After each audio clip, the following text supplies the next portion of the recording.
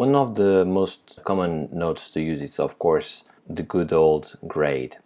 And part of what we can do with it, we can simply match colors with it. I'm assuming that all of you know the old school technique, which is you sample the color you want to change, and then you check here on the game the color of your destination. And if you do that, you can transform that color into the other one. So this is a very old school technique, but you know, sometimes old school it's often better than new school ways in a lot of situations. But even though we do this intuitively, from my experience, people don't really know what's really happening under the hood, and hopefully this will shed some light on these concepts. Basically, what's happening here, it's a divide multiplication in just one go inside of the grades. What we're saying is I want to divide the white point, the source, by our destination, and that result will be then multiplied by the actual source. And that's what's happening. We can see this in a different way here. If I have the yellow and I have the blue, same shade, if I do a division first and then I do a multiplication, I'm going to change this color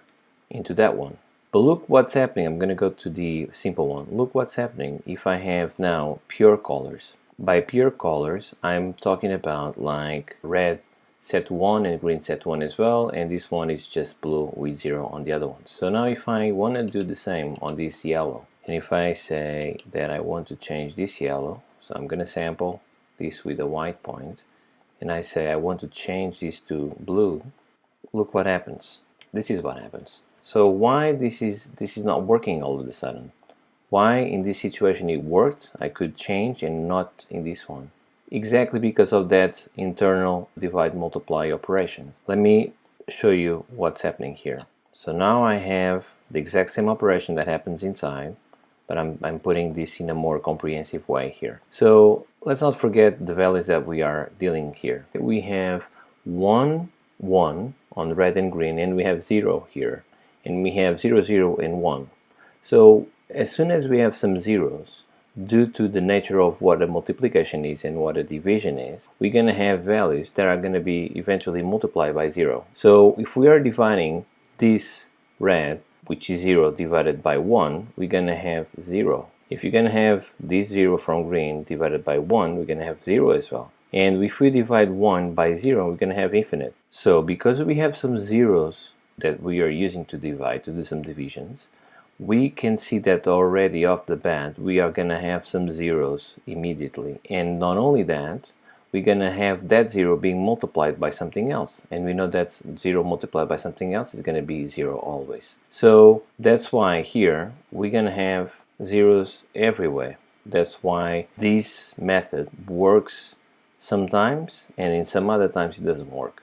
It's a divide multiplication. In terms of complementary operations, we can always have, of course, the minus plus. It's a different way. So, and we're not going to suffer from the same problem, necessarily speaking. So in this example, I have pure colors. If I minus one by the other, I'm going to have from blue to yellow. Why? Because here, at this minus, look at the numbers that we have here. We have 1, 1, and minus 1 here. Those numbers will be added as an addition in this one. So this red is going to turn 1 because 0 plus 1 is 1, 1 plus 0 is 1, and minus 1 plus 1 is going to be 0.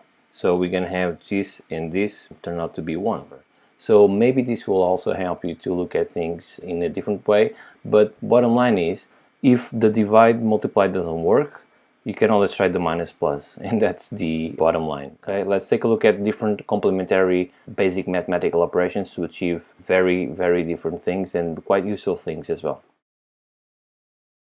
Let's try that basic operation on these images. Let's say that I want to steal the color of this plate to this one here. So let's now say I want to one minus the other, as we saw before, and then that result is then going to be added to that image again as a plus. Let's see what we have. If we do that, look what happens. We are coming from one image into another because we are being too literal on this operation. We are saying that I want to minus all this image from this one, and that result, which is going to be this by the way, that result is going to be added onto this one. But because this is a literal, operation, and we're being really literal on what we are trying to achieve here, of course the result is also going to be literal. That's not what we want. We want an average of this color. We want just the feel of this plane to be added back to this one. one without destroying the plate itself, right? So let's try to put a blur of a certain value. Let's start with 100, and I'm gonna have another blur linked like that, so when we change one, the other one will change as well. So let's say that now we have this as an average and this as an average of the other one, and we want to subtract those colors, so this result will be then added back to this one here. Look what happens. Yes, we do have the color, but we do have other things as well that we don't want. And that's not what we want. The more you blur it, the more average it will be.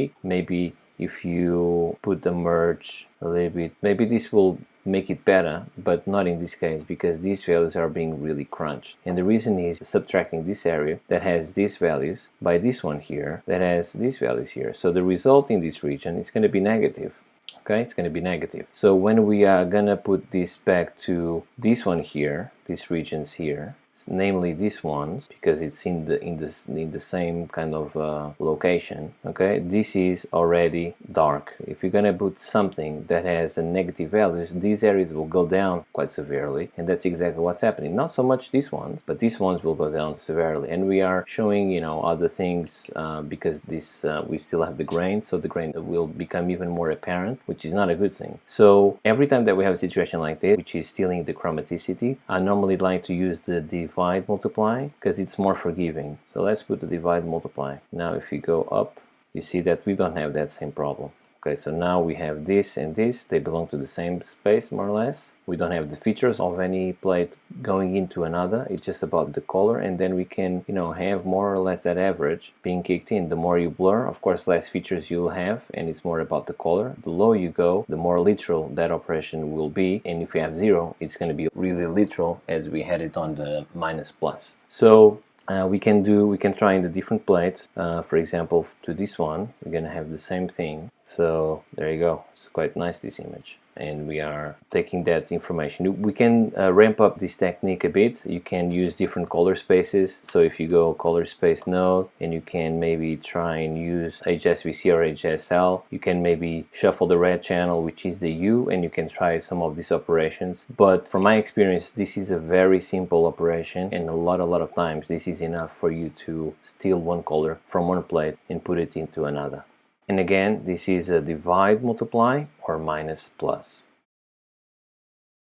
One of the other ways that we can use these complementary basic math operations is to do some beauty work. We can use those basic operations to extract low and high frequencies out of an image, and we can manipulate those high and low frequencies in different ways to achieve different things. Let's take a look at this example. We have this face, and we have, you know, some texture that we can see on the skin. We have this that probably can try to remove, and we have light and dark areas, and we have also this shadow here. So we have a lot of things that we can play with to show you the following example.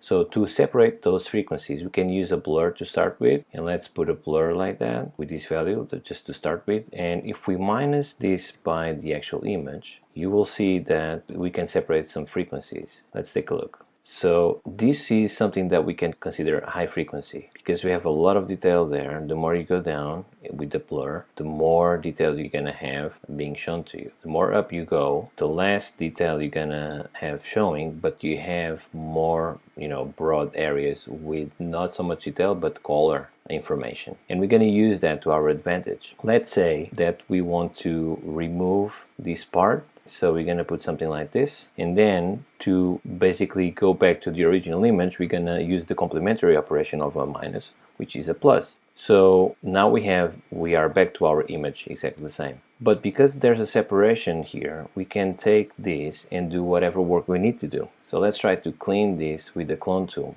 And we can do this live. We can do it while we are watching this result frequency wise. We can do this here, of course, but it will be much better if we can do it here because we have a better perception of what's happening in the final image. So here I'm trying to clean that part, and maybe this frequency value, it's not enough. So maybe I need to go a little bit up so I can start to see what's the minimum that I can use to just take out that part. Because we are trying to remove a detail, the best thing to do is probably to have a somewhat low frequency so we can extract color more than anything else on top of that area. So we're gonna try to cover that area with color, and that's what we did. If we don't do it here and try to do it here, we can try to do that, of course, but look at the result. You're cloning parts with different color information of different parts that you're cloning, so it's not the same. If you put a clone like that directly, you are cloning everything from a source, whether it's detail, whether it's color, it's everything. And sometimes the surrounding areas, they just don't have the same color that you want, or they just don't have the same detail that you want to cover this part with. Let's try to copy this color up to this point here. Not the detail, but the color. So we need to go up with this because we want more of the color, not the detail. Now let's see this here. So let's copy this here. Sometimes it's useful to see things in this mode rather than the final picture, because you can see exactly where you're copying, what type of frequencies you're copying. And now you can readjust here. So you see, we are not copying so much detail, we're copying more color information. In the same way, we can put this to a smaller value here, because we want to copy more of the detail, something like that. And let's say that now we want to copy the pores of the skin towards here, and say that even though it's from a different color, we're just copying the detail. It's not possible to do that if you do it from here, because we're going to copy, different shades of the lighting, and it's not going to be the same. So this is a very effective way of separating frequencies to do different things with it. And again, minus, plus. So this plate is not even at all regarding the background. There's multiple shades and contamination of lights and all that stuff. So we have this clean plate. What we can do regarding this complementary basic math operations is we can take a average of the area that we want to say we want to make the area as even as this color. So I just sample that region there. If I minus that clean plate by that color that we sampled, we're gonna have this result. And this result added, again, complementary operation to the actual plate, we're gonna have that area completely even. The only thing that we have to do is we have to exclude the areas that we don't want to include in this thing here. But because we have these two elements, the plate and the clean plate, we can use some sort of IBK gizmo or something similar just to give us the math of that region, so we can exclude that from that result that we have after the minus. So we're gonna put this as a stencil, so we can have this result now instead of this one. So when we add it, there you go, we have our even screen, minus, plus. Situation, I have this plate and I have a clean plate. If you divide one by the other and then use the complementary operation, which is a multiply, if you multiply now this over a background, you're gonna have your additive, okay? Any background, there you go. All you have to do now is to dispel the inputs. So I'm gonna use my dispel. Now you have your right colors. That's all you need to do. Just dispel both inputs, and then you're gonna have the right colors of your background. There's a caveat in this technique, which is if you have high contrast images like you have in here and a high contrast image in this one, this technique might not work. So we're going to take a look at another one. But again, divide, multiply, complementary operations again.